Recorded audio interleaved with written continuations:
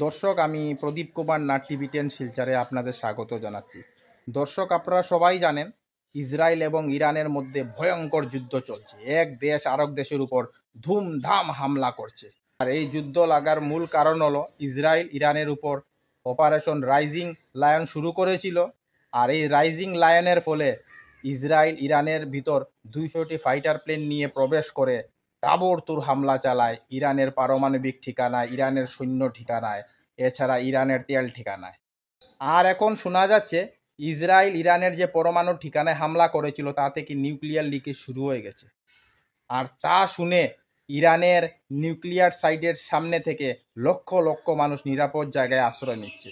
কারণ এই নিউক্লিয়ার রেডিয়েশনের ফলে ভয়ঙ্কর রোগে আক্রান্ত হতে পারেন, ক্যান্সার পর্যন্ত হয়ে যেতে পারে। খুব ভয়ঙ্কর থাকে নিউক্লিয়ার রেডিয়েশন। কিন্তু তারপর ইরান ইসরায়েলের উপর বদলা নেওয়ার জন্য অপারেশন প্রমিস 3 শুরু করে ড্রোন মিসাইল হামলা শুরু করে দেয়।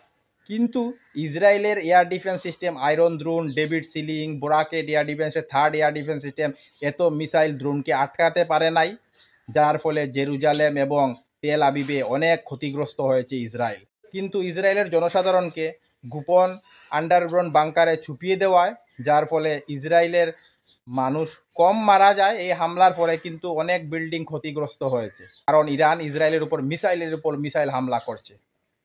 আর তা দেখে আমেরিকা ভয়ে থরথর করে কাঁপছে। আমেরিকা বলছে আমরা এই যুদ্ধের মধ্যে নেই, যদি আমাদের উপর এইভাবে হামলা হয় তাহলে আমরাও যোগ্য জবাব দেব এবং ইরানকে তেহাস নেহাস করে দেব। কিন্তু মূল কথা, আমেরিকা এত মিসাইল হামলা দেখে থরথর করে কাঁপছে, কারণ এয়ার ডিফেন্স সিস্টেম এত মিসাইল হামলা, ড্রোন হামলা আটকাতেই পারছে না। আর এটা কল্পনার বাইরে ধুমধাম যুদ্ধ শুরু হয়ে গেছে। কিন্তু ইসরায়েলও দমার পাত্র নয়।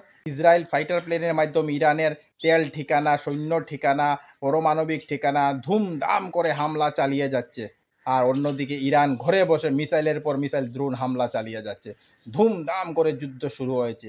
আর তা দেখে বিশেষজ্ঞরা বলতে শুরু করে দিয়েছেন খুব দ্রুত তৃতীয় বিশ্বযুদ্ধ শুরু হয়ে যাচ্ছে। রাশিয়া, চীন ইরানের পক্ষে বক্তব্য দিচ্ছে, বলছে ইসরায়েল যে ইরানের উপর হামলা করেছে তা মেনে নেওয়া যায় না, যার অর্থ হলো রাশিয়া এবং চীন ইরানকে সাহায্য করছে। অন্যদিকে আমেরিকা বলছে আমরা ইসরায়েলের সাথে আছি এবং অস্ত্রশস্ত্র দিয়ে সাহায্য করছে। কিন্তু যুদ্ধ ইসরায়েলকে একা লড়ে যেতে হচ্ছে।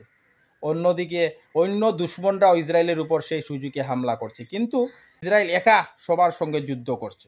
এই যুদ্ধের মধ্যে ইসরায়েল এবং ইরান দুপক্ষেই ভারতকে ফোন করেছিল, কিন্তু ভারত বলেছে দুই দেশ আমাদের মিত্র দেশ, তাই আমরা নিউট্রাল থাকবো, আমরা কারোর বিরুদ্ধে যাব না।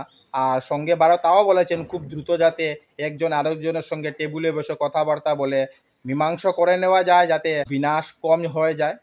আমি টিভি10 শিলচরের পক্ষ থেকে প্রদীপ কুমার নাথ ভাবলাম এটা খুব গুরুত্বপূর্ণ খবর, তাই আমি খবরাখবর করতে বাধ্য হয়েছি। ধন্যবাদের সহিত টিভি10 শিলচর, প্রদীপ কুমার নাথ। ধন্যবাদ।